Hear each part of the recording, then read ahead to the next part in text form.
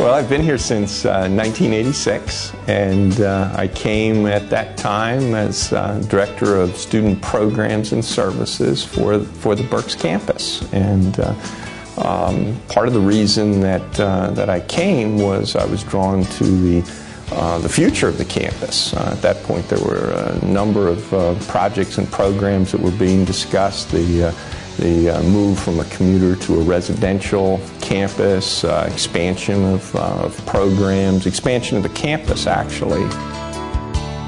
I chose to come to Berks primarily because of what I found in the people who I met, and most importantly, the vision and the direction that the campus was charting for itself. And I found that, wow, what a great opportunity to take a campus with a fairly defined purpose and mission, and really have an opportunity to work with the folks to help it grow, help it develop. And that was the exciting piece that for me made a difference in determining whether I was going to come to Penn State Berks or not.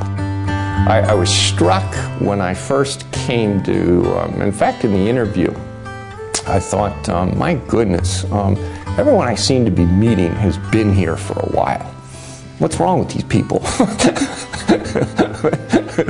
Don't they want to go someplace and do other things? And a couple of individuals, well, Stam Zervanis was the DAA at that point, and Willis Frankhauser, and of course Fred had been here just a couple of years at that point. But particularly within the faculty and some of the professional staff, long dedicated tenure. And so as I sort of look back over these 20 years, I go, well, I turned into one of them. And so in thinking about it, though, I think it speaks also to the quality, the experience that one has as being a part of the Berks campus.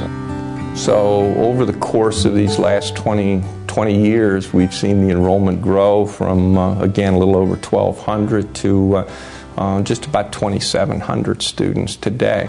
And I think the other dramatic change within the student population as far as its enrollment is not only the absolute number, but the student population has gone from one that was fairly balanced in terms of part-time and full-time enrollment to one today that serves a significant percentage of full-time students. So it's not only the number, but also the student credit hours that has increased significantly, even in a greater proportion than the absolute enrollment has. Today we're in the final steps of becoming full members of NCAA Division III, and our athletic competition is focused with other four-year institutions. So very, very significant and dramatic changes. And probably the one area that has created more change has been, again, with residential students who literally 24/7, 7 days a week, they are on the campus. They're fully engaged in the academic and social and other creative venues that from time to time they explore. And they provide certainly the fun, the challenge, and also a vibrancy for the campus that quite honestly, one would not have found nor did I find 20 years ago. I'd also have to say that we've seen dramatic changes in type of student that we currently serve. Many more students today from underrepresented backgrounds. I think we're also very fortunate that we have been able to attract and reach out to international students. So it's made the Berks campus a much more cosmopolitan, but to some extent international community of both students, faculty, and staff, and I think that is all very, very positive.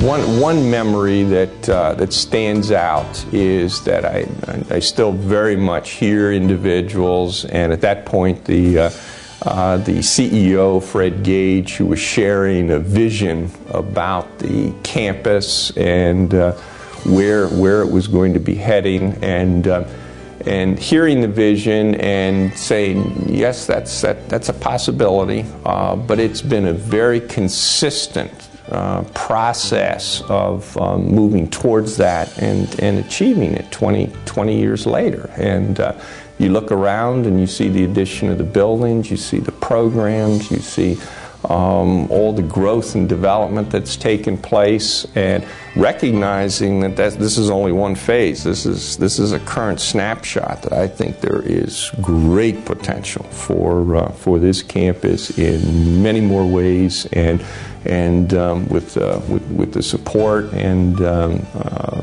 to some extent concurrence of the university as a whole, I think our future is even far better than where we are at this point, which is a great place to be. But the future is still, I think, very, very positive.